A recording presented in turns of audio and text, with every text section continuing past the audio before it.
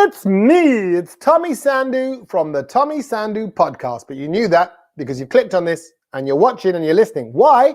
Because you love kids, man. Hey, man. It's all about the kids. That's right. And this one is sort of all about the kids. More importantly, kids authors.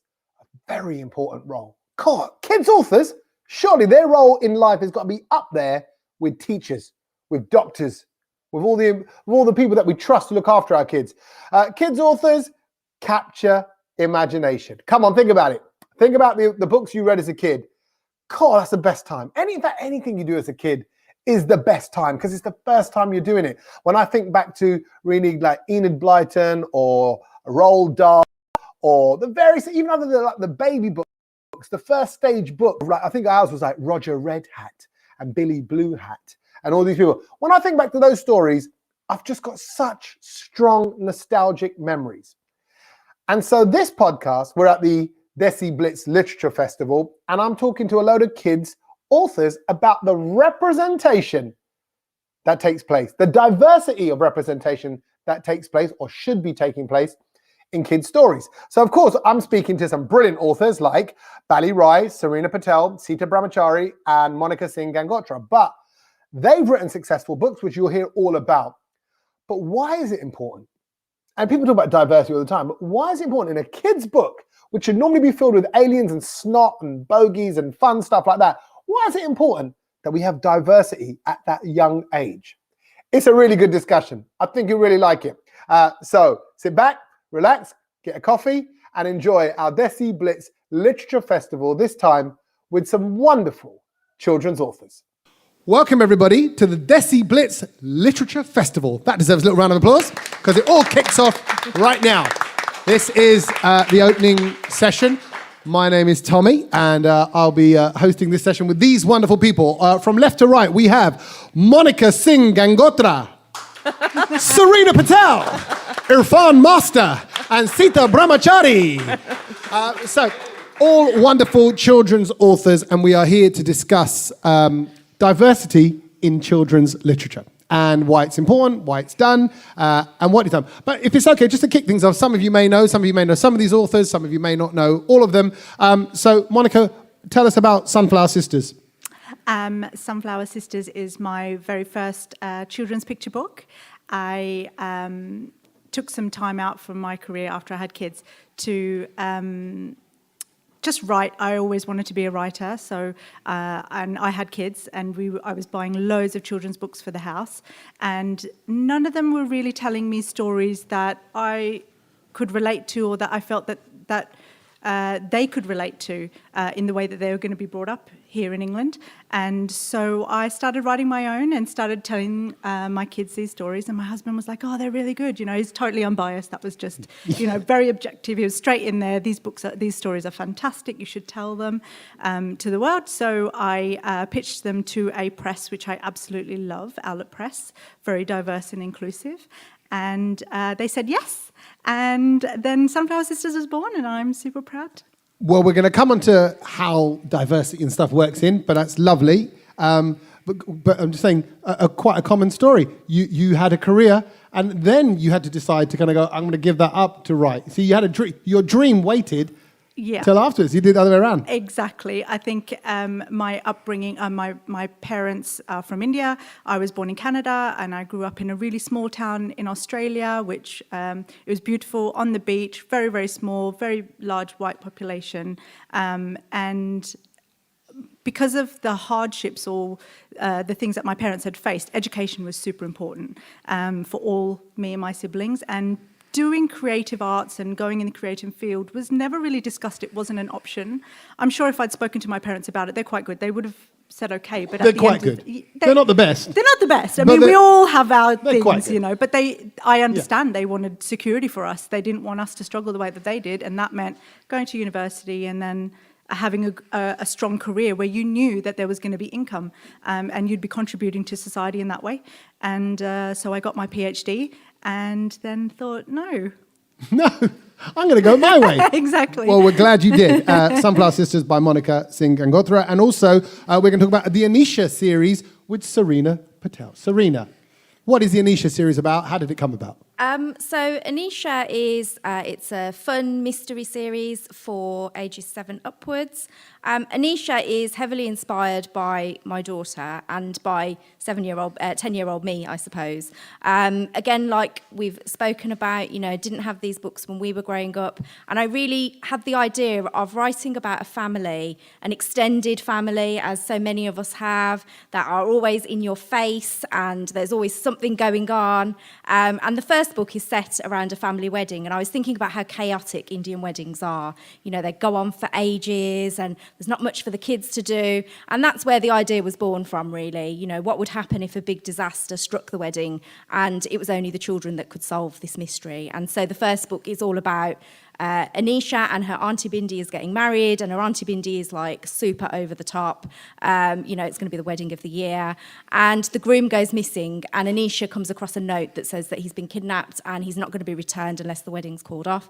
And so she starts looking to her family because there are suspects everywhere.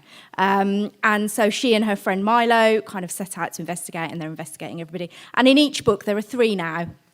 The 4th one's out at the end of October. And each one is a mystery in its own right. It's set around the family, it's set around friendship, school, all the things that are, important to a 10-year-old, really. But she just happens to be British Indian, and, it's set against the backdrop of her family and their culture, and that's incidental. It's not an issue story, and that was really important to me to write. Brilliant, brilliant. Instantly so refreshing. Just as soon as you say it, I saw you guys smile. Our other authors here. I can feel everyone in the room. It's just nice to hear a twist, a bit of a Desi twist on a lovely story. Okay, that's the Anisha series with Serena Patel. Irfan, you're here to tell us about Out of Heart and Adam and how diversity is represented in your stories. Yeah, well, I've written 2 books for the older age group, I guess, you would say teens. Second one was Out of Heart. First one was A Beautiful Lie, which is about partition in India, and it's a love story. I kind of only write love stories, but not maybe in a conventional sense, maybe a love of a father for his son or a mother and things like that. And the first one was about a boy and his father in a small town on the sort of cusp of partition and everything about to unravel. And he decides that he's so heartbroken that his father is going to die, he's quite unwell, thinking that everything's going to be fine in India, so he decides to think that India is still quite whole. A beautiful lie to make sure his father dies in peace, thinking that India is still quite whole.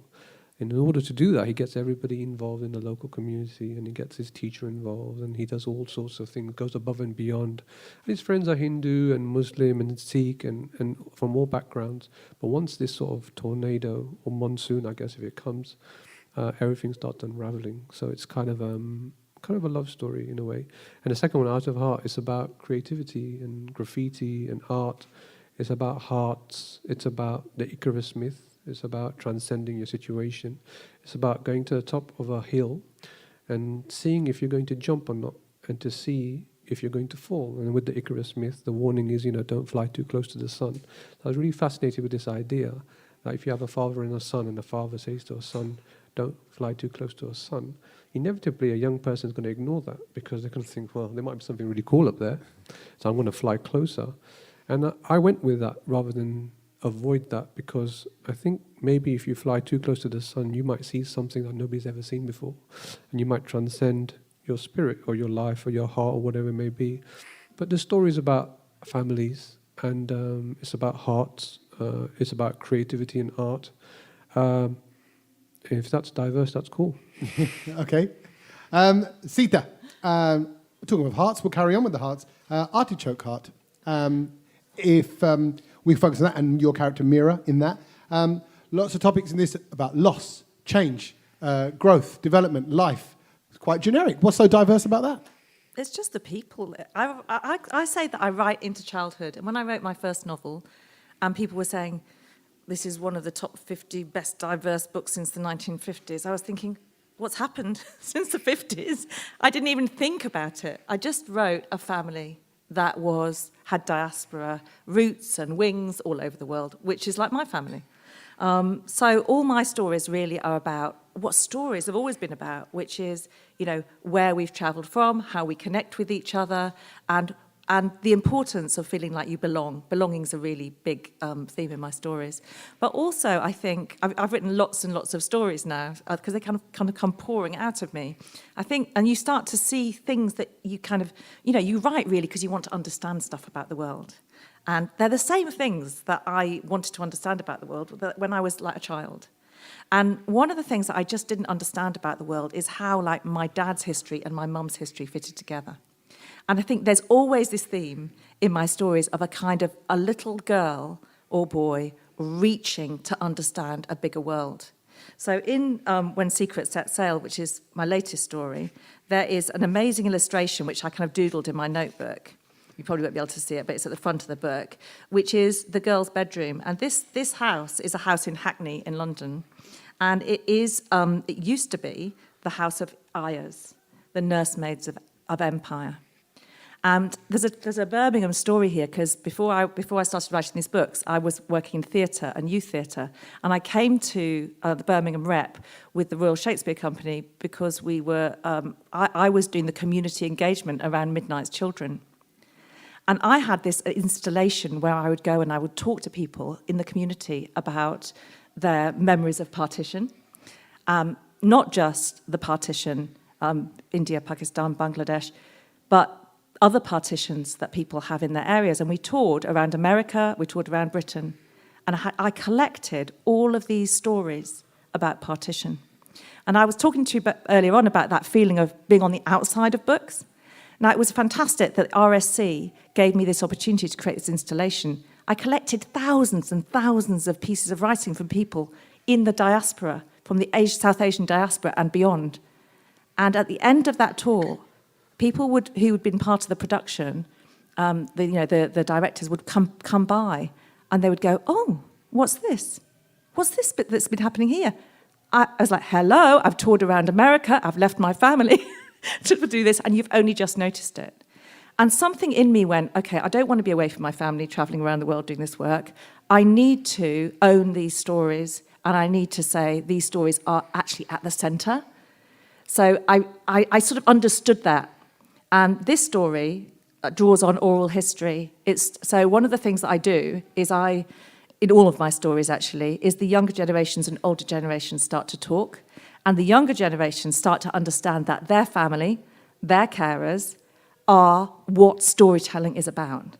And you'd be amazed at how many times I go into schools and talk to young people and they go, "You mean to say that if I speak to my granddad, or my great-granddad who arrived on Windrush," which is part of this story as well, that's a good story that would go into a book? Yes. Yeah.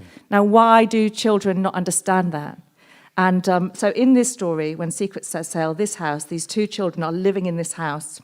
It could be just a house in Hackney that used to be the House of Ayahs, or it could be Britain itself. And the children have to find out what the history of the house is.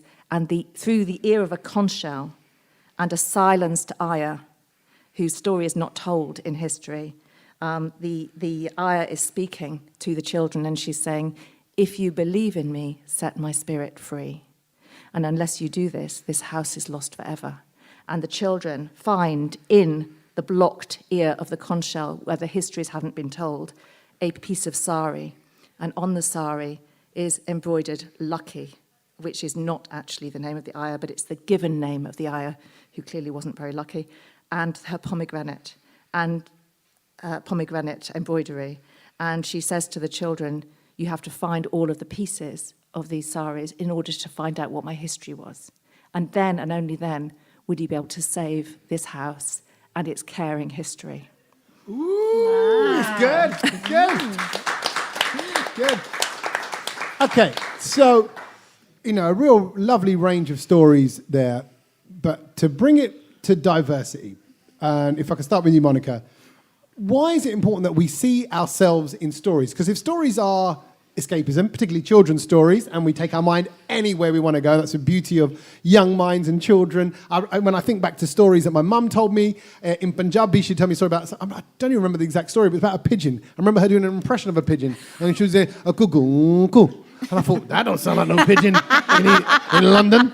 Cool. I don't know what to say. And then she did her own version of the turnip story, the big turnip in the ground, but it was, with Punjabi animals and all that stuff. And I was like, maybe I thought it was a Punjabi tale because it's about farming, but clearly it wasn't. It was the big turnip was a universal story. I only realized that recently. But my point is, these stories shape us. And when I think back to the Faraway Tree and all those stories that I read and listened to, and carpet time at school, it's magical.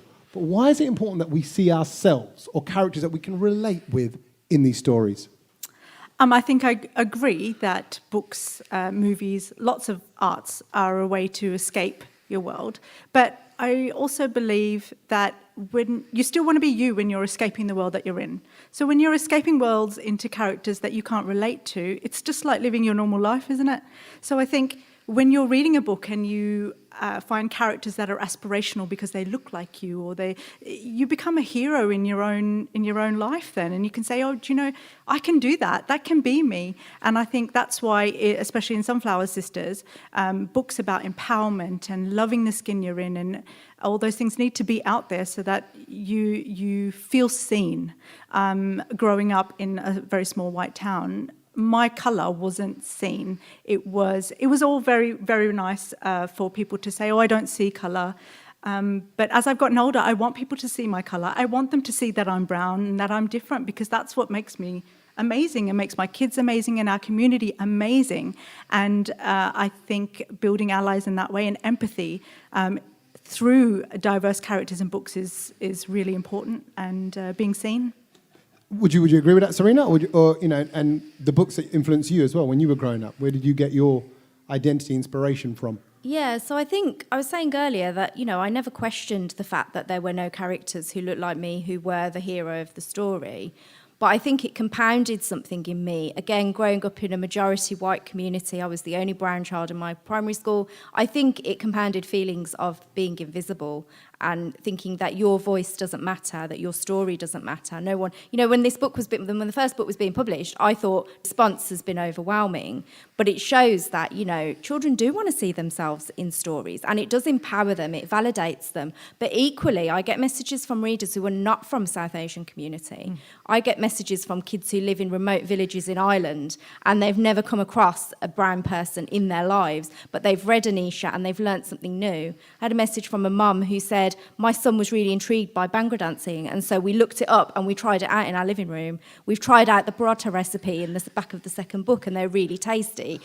Just like so amazing that it's opened a window for somebody and they've gone, oh yeah, this is really cool actually. It works on two levels. It's a reflection, but it's also a window into somebody else's experience. And again, like coming back to what Monika said, that creates empathy. If kids from other backgrounds can see a brown child as the hero of a story, that does something as well. And I think that can be really powerful. What does it do, Irfan? What does that something do, seeing a brown child? And what does the power of a good story do for children as well? I think it's really vital to their self-concept, their sort of confidence within themselves.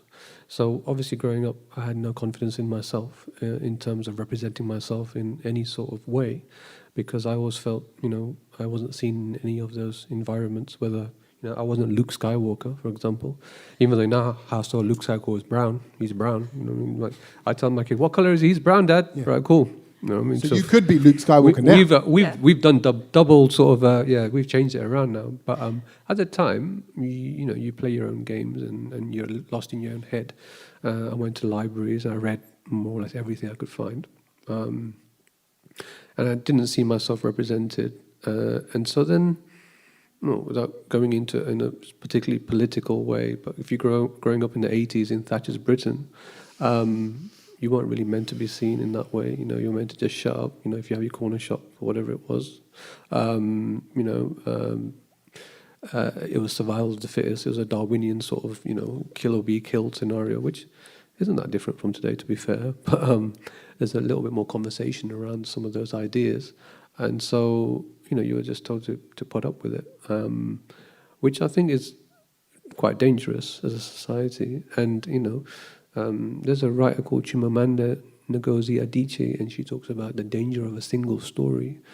And The difficulty with single stories is that if they make their way into almost every narrative, whether that's film, TV, theatre, whatever it is,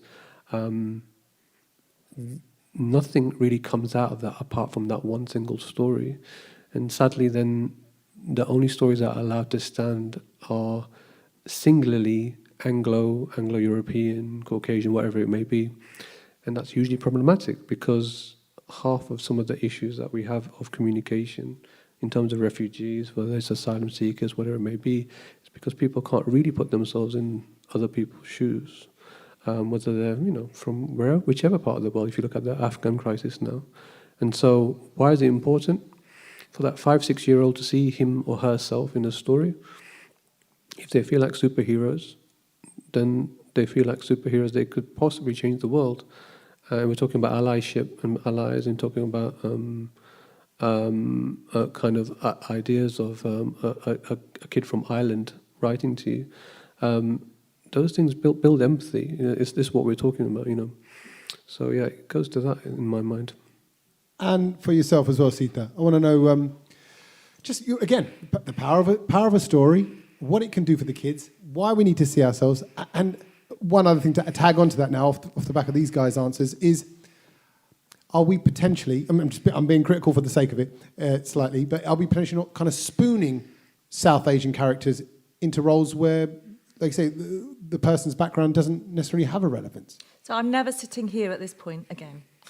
That upset. Because I've got to do all of that. Okay? Yeah. It's all I'm going to do. Sorry, The reason why Yeah. I bring these props is like for things like that. Yeah. Just wrap it up. Yeah. This is the notebook that I started when I was a kid, which includes a stamp collection from letters that I sent to my cousin Juma in Calcutta. And I asked her, what was it like when my mum and my dad married for our gran? And this book started then. And so when Secrets Set Sail, when the ayah says, piece me together, all my stories lost forever, for me, writing these stories was initially to help myself, to piece myself together, but also now it's an offering to children. And you see it. It's wonderful to see some young people here as well today, because, that you're who we write for. But that sense of, actually, I need all the pieces of my history talked about in stories, belonging, was a really, really strong instinct. And I wrote a book called Corey's Rock recently with an illustrator called Jane Ray. And when we were growing up, we lived in the Lake District for a bit, and we used to go to Orkney on holiday sometimes. And I have a picture of me and my dad's looking out to sea, and he's standing on a rock, and I'm standing next to him. And I remember the conversation that my dad had. He said, and I said, Dad, what are you looking at? Are you looking for seals? And that story is a kind of Selkie story. And he said, no, I'm looking for home. And the little girl, Sita, saw the tears in his eyes, and he said, I will always be suspended between worlds.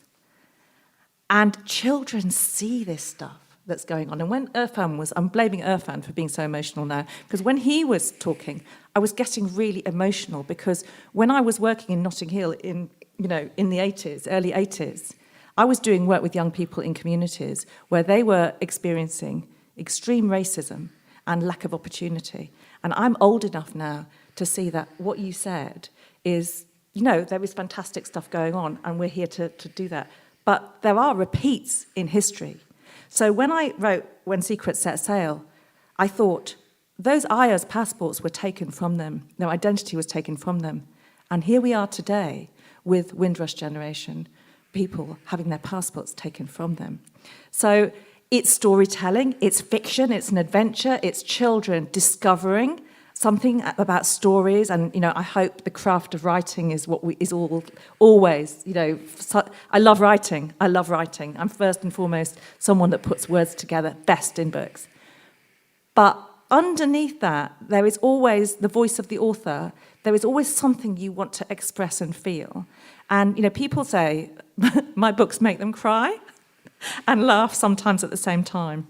And I'm really emotional when I'm writing, because it's like you've got this chance to put something in this book. And then these young people write to you and they go, I read your book, I completely got it, and now I'm writing a book. And then you think, okay, this is like the best job in the world. Yeah, my work here is done. Is there a difference between, because again, these are kind of, there's two things there you kind of picked up on, is there's diverse stories and there's diverse characters. Yeah. So we can have a character, a wedding, for example, and she happens to be Asian, and it's the madness of a wedding, which could relate to Jewish culture, Christian culture, any different religion or even race culture. So how conscious are you of incorporating diverse stories as well as characters? It's my life. I mean, I just don't understand this. I've worked with young people all my life, in schools, in the classroom. I think we probably... And when you see young people in the playground, I remember doing a project in Birmingham, I always used to go out into the playground and listen to the kids and how they interrelated and how they tried on each other's cultures and histories and what they were kind of like out there in testing each other. And I always used to think, I did a play called Lyrical MC, which was the tempest of the school playground. And at the time, people came to it and they went, really? Should you be doing that? Is that a good thing to do? And it was performed by young people who wanted to say what their tempests were. And I think really we need to kind of listen to we're all listening to young people really carefully as writers, and what they're saying and how they're connecting in a much more honest way than maybe the leaders of our country are. Contrary to popular belief, I tend not to wake up thinking I'm brown. Yeah. But you're reminded of it at some point, mostly, surely. Yeah. Generally, I'm not, I'm brown, still brown. Yeah. No, doesn't work like that. If I'd say you're more beige. No, just to break it down. I thought I was hot chocolate, actually. No, you're not, man. You're a milky, poor chocolate. I'd send it back. I'd send it back is what I do. Damn. Sorry. I've got a bit of a fruit and nut in me, but anyway. Look, I guess creativity is funny because, well, obviously, if you're brown, you get asked about the diversity, etc., etc. But we don't wake up thinking like that. You just write your life. You write about the things you see, whether you're on a bus stop or on a tube or a train or whatever it may be.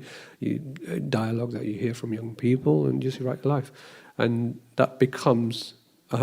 Strangely, although it's changing now, obviously, because you have so many different sorts of writers at one time, and I guess even when in 2010, it becomes almost like a radical act. Because you're thinking, I'm just writing my life, and you're saying, oh my God, this is amazing, this is so diverse, and thinking, cool, I've been living this diversity for 30 years, you know, amazing. But now it's changing a little bit because a lot more conversations happening about it. But when me and Sita more or less started at the same time, about 10, 11 years ago, we were both shortlisted for the Waterstones Book Award, which was radical in a way, because generally how it worked, if we're going to talk about systemic racism a little bit in publishing and the issues around that, is they usually just let one person stand in the room at the same time, one person.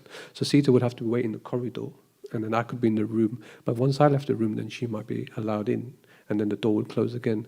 And kind of that's how publishing has dealt with diversity issues for a long time, and continues still to more or less deal, because you'll pitch something to a publisher, and the publisher will say, "Oh, that's good, but you know what? Sita's just written something like that," and you're thinking, "Was it what? She's written exactly the same book that I just wrote." No, well, it's not exactly the same, but she was writing in the area. Yeah, okay, so we can't just share, creative ideas. We can't have same eras. We can't write about the same things.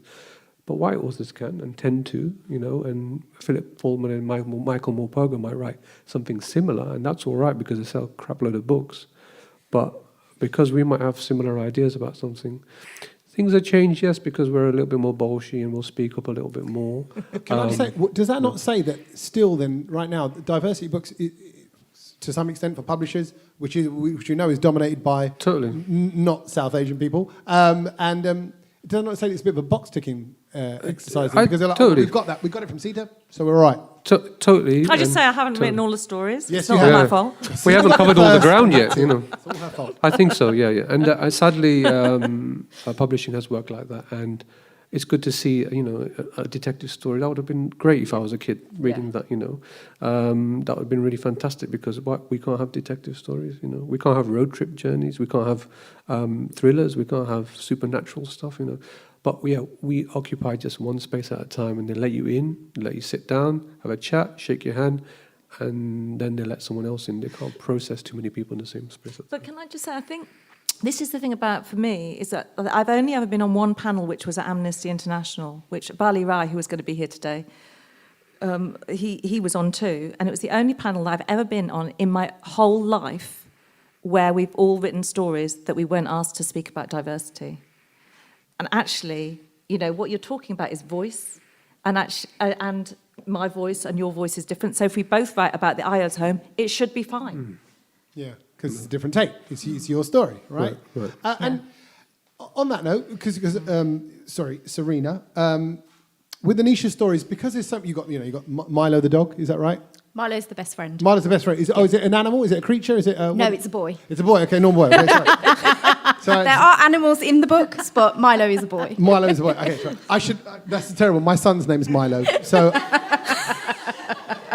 he's a bit of a dog. Okay, I can say that. Sorry, but I was wanting to get into character or children's stories where the characters are robots or unicorns or animals, dogs, whatever else. Can there still be diversity there? Can you show diversity to a positive effect where it's not about skin color or ability or gender? Yeah, I think so. We're multi-layered people, aren't we, as humans? And you can show so much through a character. I mean, like I say, Anisha is British Indian, but she's 10, she's in primary school, she is struggling with all of the things that 10-year-olds struggle with. Yes, her culture is important to her, and sometimes it gets on her nerves, like it did for me when I was growing up, like it does for my children, I'm sure. But it is there, and it is part of who she is. And I think that's how I don't go out of my way to write in a scene where there is some sort of representation. It's just her life. It just is. She comes home and her granny is cooking, and will try and force some food down her throat, and it's just there. And as we've said, this is our life. We're writing about life, and it's from our perspective, and so that's my voice in there. And so although the stories are fun, they're detective. But I don't go out of my way to write her as Indian. She just is. Yeah. Does that it's make not sense? like, and then the family went to McDouglas. Yeah, it's like...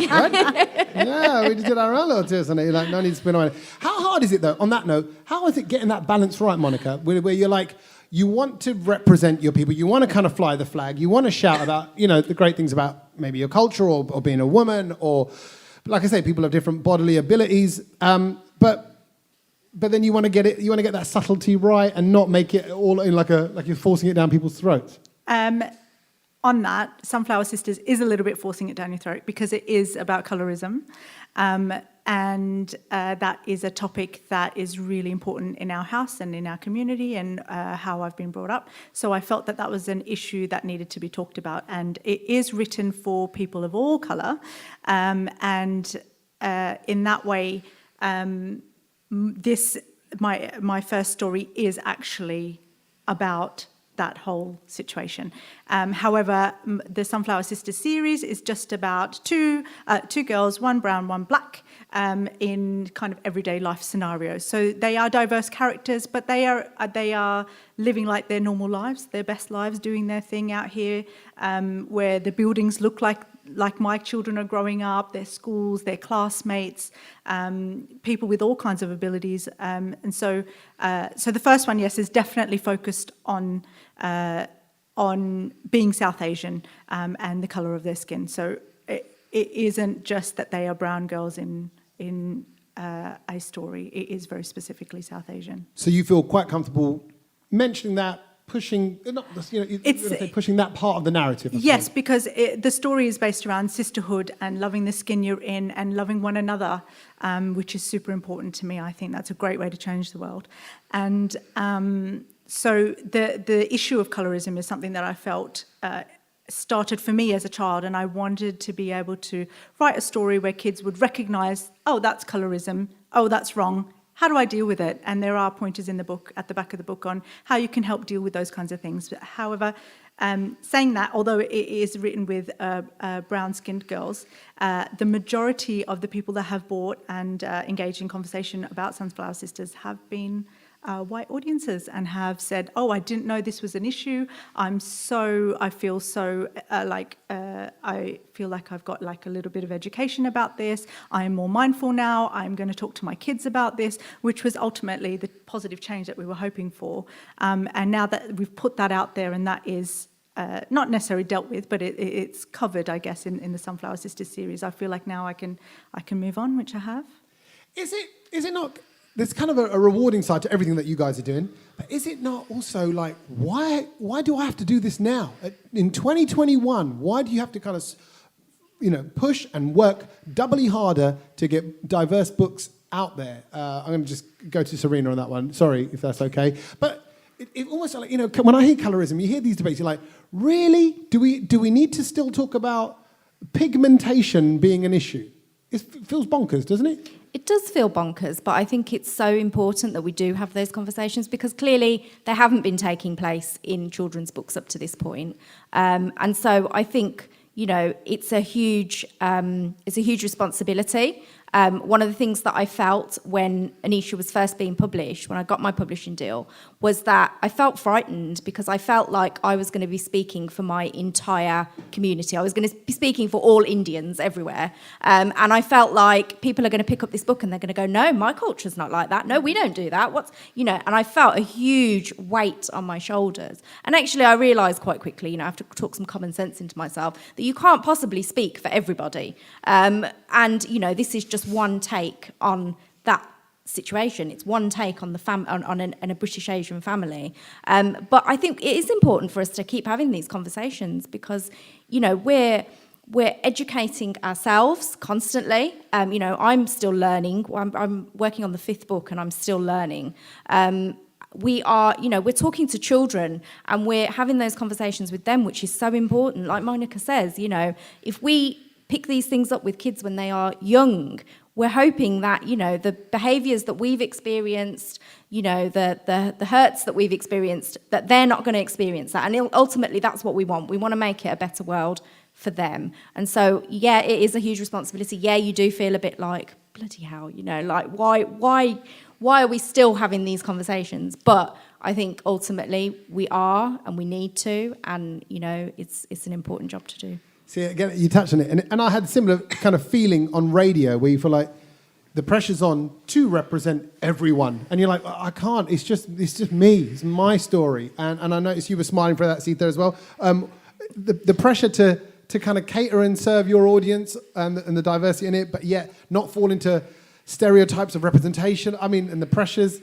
I don't feel like, because when you're at your desk and you're writing your books and your character, you are taken over by writing this story and drawing on your research and all this. But I remember when I wrote Jasmine Skies, which was my second novel, where Mira goes to Calcutta to meet her cousin, who is a dubstep DJ working out of derelict houses in old Calcutta, and she does what I wanted to do growing up, is to go to India, to Calcutta, without my family, and just have a good time with my quite wild cousin, actually, Juma.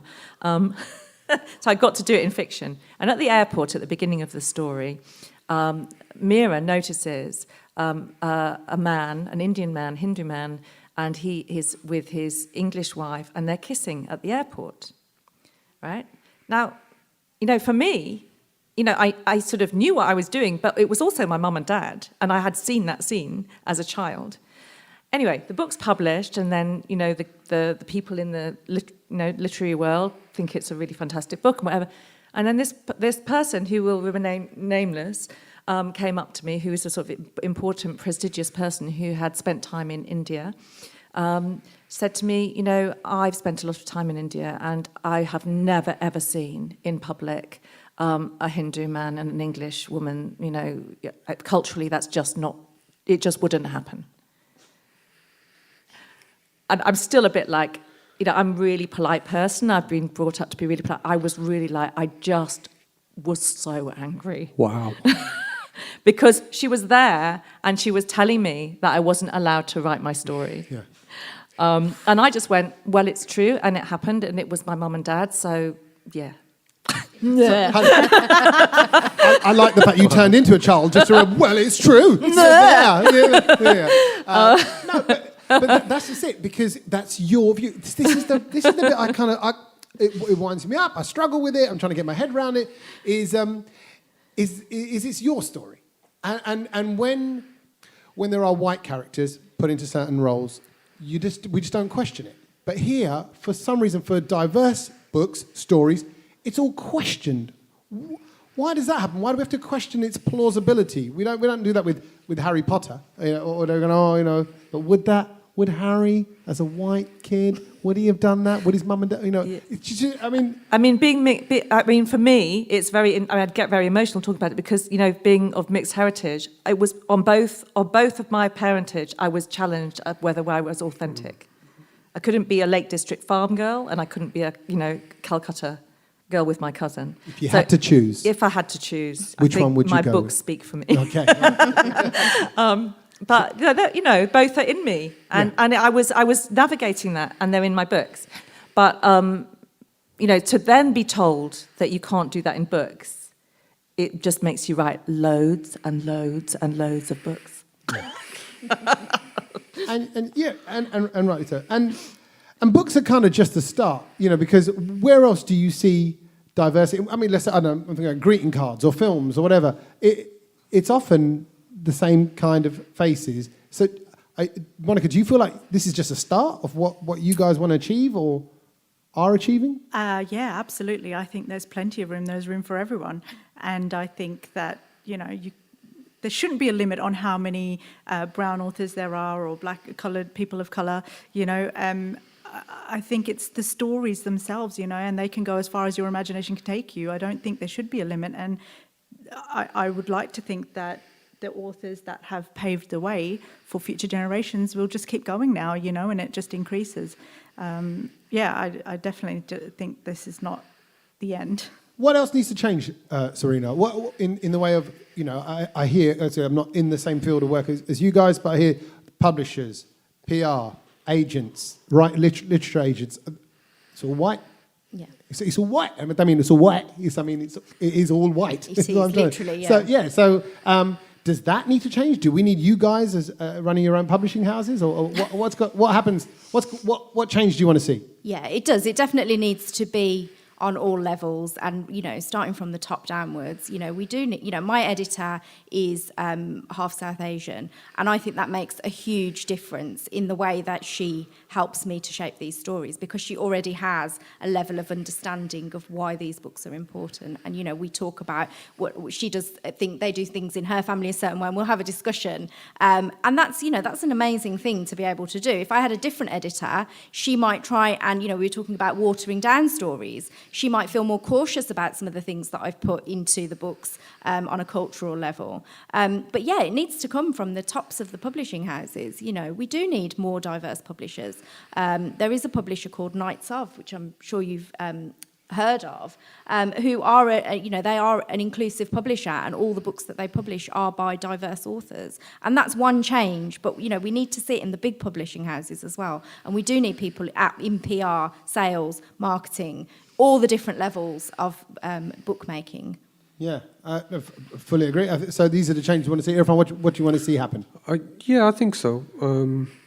I think it runs deep, in terms of an unconscious bias, I guess. And for librarians, we're wonderful librarians, but, teachers at universities, publishing houses, editorial, senior editorial, at every sort of level, we're talking about a kind of a systemic issue that has to do with the fact that, up to this point, they often like publishing what they read when they were younger, because that's easy and that's wonderful. And, from whether you're going back to an old school Enid Blyton kind of scenario to,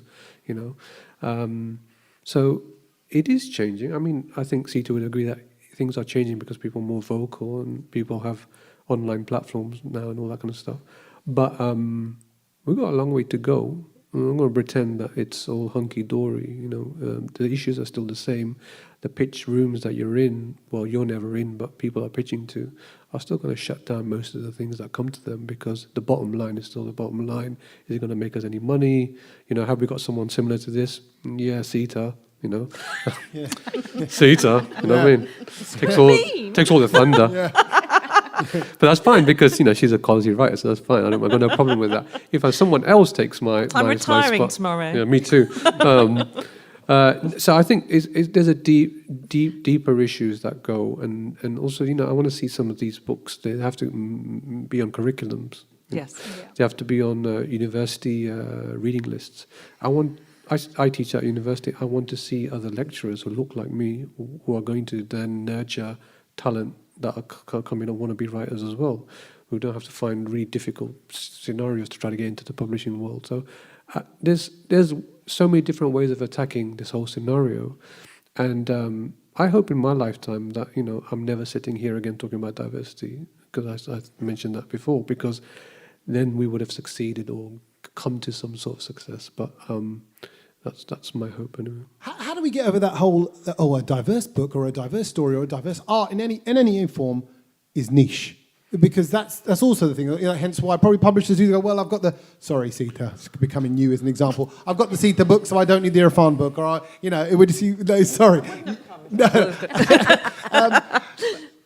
Where do we? How does that break? Because that needs to break. That there can be breadth and acceptance, and like you say, you're getting messages from all around the world. Who's responsible for breaking that? Sorry, Monika, that's over to you. No, that's fine. We definitely need more representation, and the right representation in all levels of this field, starting from the top down. I 100% agree with what you've said. I think that creates like empathy and a little bit of like a connection of like, yeah, these are stories that need to be told, and these are great stories, and we need people to buy the books. They need to sell. We need to show that they want to be read, that they are good stories, and I agree completely on curriculums and in schools and filtered out everywhere as much as possible. So I think it is a big task. It's like with Sunflower Sisters, my own personal example, we were looking specifically to have either a black or a brown artist do the illustrations, and it was so difficult. It took so long. And we went through an agent, the publisher did, and the agent was not of South Asian background, and fed back on Sunflower Sisters to say, oh, there's a character in there, which is the Dadi, which is, the grandmother, and she was giving the granddaughter a bath, and the feedback was, you've spelt daddy you've misspelled daddy in the story, and there's no way in a South Asian household that a daddy would bath their daughter. And I was mortified. I could not believe that I'd have to go through this agent to hire an artist who is a person of colour, and that they would have to, that's how, we couldn't have direct access to the artist, of course, but that's how we had to go. So if that agent had some kind of education, which is something that I push very much in my books, and not necessarily even be a person of colour, but have some education and some background and do a bit of research, then that would have made the world of difference. So I think it is a big task, but not one that can't be overcome. Can I tell you one happy story? Yes, definitely. We need happy stories. So my editor on the 10th year edition of Artichoke Hearts is Simran K. Sandhu. Yeah. And she read Artichoke Hearts when she was 14 years old. And she said it was a really important book for her. And when she worked on it, it was the most fantastic experience. And she sent me 30 editorial notes and went, really sorry, Sita, it's perfect. I loved it. I'm sorry, but I just think this should change. And I sent her back 630 edits, and we had the most brilliant conversation. And I said to her, you know what, in publishing, you should publish our editorial, because it was a completely honest editorial, backwards and forwards, based on people who understood the cultural frames of the characters in the story. Yeah, and also all the inner nuances of, like I said, and all your stories are different, and we do know that whether you're raised in a Gujarati house is different to a Punjabi house, is different to a Pakistani house. It's just that variety, and I want to see all of that. I've got some stats here. I was going to quickly share with you that by 2051, they're saying 1 in 5 people in the UK are predicted to be from an ethnic minority. That's a rise from 14% in the 2011. What's that word? The survey, the 2011. Census, that's the word. Yeah. It's to an increase to 30%, which is what it's going to be. The world is changing. There's money to be made in diverse books. So if you could almost leap forward, let's talk about the world that we want to see. And I know we've kind of we've touched on it a little bit, but Irfan, you said you don't want to be in this position again. You don't want to be having these conversations. I hope that's not a reflection on me. But what's going to happen? What's your future world look like? I think people are out there. If you look to different countries like America, who are way down the line from us, and they still have their obviously various issues of getting things published.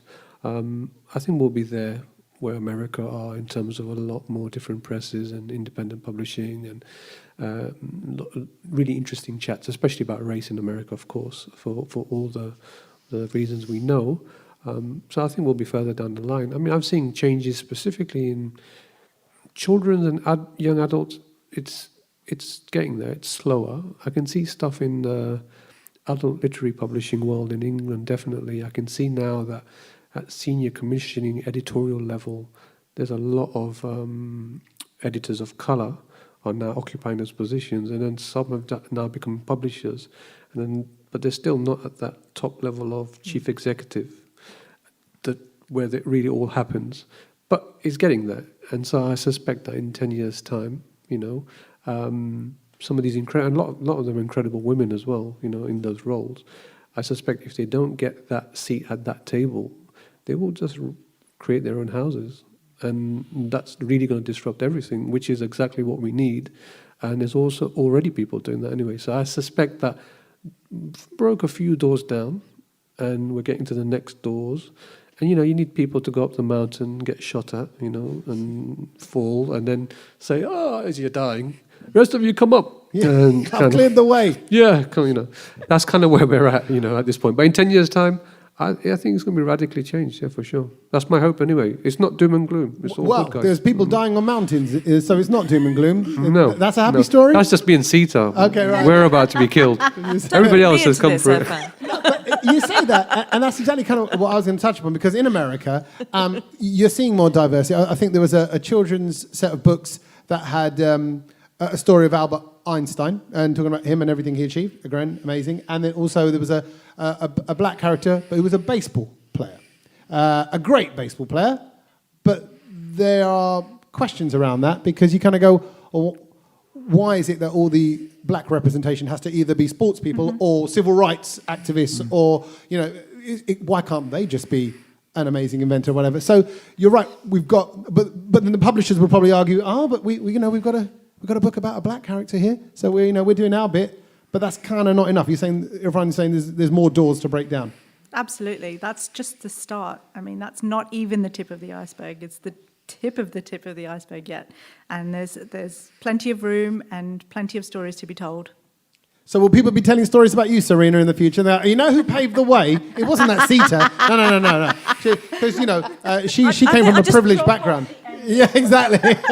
But this is a turning point in time. I hope so. I hope that we're showing younger generations that there is a place that we do need to hear every voice. We need to hear these stories, and that they do matter. And this is something I say to kids in my school workshops, and I say to them, your story is unique to you, and your voice is unique. No one can tell your story in the way that you're going to tell it. And it's going to mean something. It's going to mean something to you, but it's also going to mean something to somebody else. And that's the message that I want to give children and anybody out there who is thinking of writing down their story, because it is important. And that's where I hope we'll be in time to come, that there, more space will be made, and that, it won't be a thing of, oh, wow, it's a diverse book. It'll just be, it's a great story. That's the point I think we want to get to. I think so. And I think, I've done countless workshops with young people, especially young boys. And so after about 5 minutes, they're not looking at me thinking, oh my God, there's a brown writer, oh my God, it's amazingly brown and whatnot. Jesus, You're not. No, you're beige. We've established hot chocolate, that. I said already. He's amazingly brown. That should be a Farrow and Ball colour. I know. Amazingly Farrow and brown. Ball, amazing. Good one. I think they're looking at you, after about 5 minutes, they're thinking, oh, he's got really interesting ideas. Yeah. Oh my God, he's travelled and he's lived an interesting life, etc., etc. They're not looking at you in that way. And so, but you do become a hero to them in a way, because they think, oh, that could be a role model for me. But they're not thinking about color or race or anything like that. They're just thinking, oh, he's an interestingly creative person. That's amazing. And he looks like me. Oh my God, that's amazing. And just move past it, and it's gone. It's not even a problem, including the white kid that's in the class, who might also look at you and think, oh, okay, he's cool, he's got really good ideas, he's interesting, he's relatable. And so I guess while we're all here, whilst we're all here, we're all trying to transcend this diversity question. We're just trying to move beyond it, right? That's the whole point. And I'm sure you've had the same in the entertainment radio industry. You turn up, you're sort of pushed into a corner to be something sometimes a little bit beyond, be extra funny, which, is a struggle sometimes, obviously. It is, often, every day. No. I know, but You've not we had enough of dissing people today. No, it's I look at that, This is my role. This is why I came. Yeah, I mainly like love stories, is what he said. Yeah. And now Yeah, he's just destroying us all. No, but you're right. There are more obstacles. You have to work a little bit harder. You have to make that change kind of happen. And when I think back to my childhood, it's just stories. I loved stories as a child, and I loved English literature, and I loved losing myself in it. I remember getting well into Wuthering Heights as a teenager, even just because you lose yourself in other worlds. And so on the final note, I just want to say thank you for creating those worlds for children. It's brilliant what you do. You do have to sacrifice time with your children or jobs and other things to make this happen, to follow the dream. And I know it's not easy. But thank you for the conversation. Thank you to you wonderful people for turning up. And thank you to Desi Blitz for making this happen. We'll be back in about 45 minutes or so with our conversation with Sathnam Sanghera. Thank you, everyone. Thank you to our Thanks, guys. Monika Singh Gangotra, Serena Patel, Irfan Master, and Sita Brahamchari. Thank you. Wait. Before you go, I need to ask you to make sure you have hit the subscribe button and you are listening to these podcasts regularly. So if they're on YouTube, you're watching this now, lucky you get to see my face as well as hear the voice. Please do hit the bell button and hit the subscribe thing and get involved with the whole channel so you can stay up to date with what's going on. It really does make a difference for us. We then know where our subscribers are, the kind of episodes you're listening to, and then I can give you more of that kind of stuff, more of the good stuff. You want more good stuff? Hit subscribe to this podcast right now and follow us on social media. We're on Instagram, we're on Facebook, we're on Twitter. Just go find the Tommy Sandhu podcast and welcome it into your life.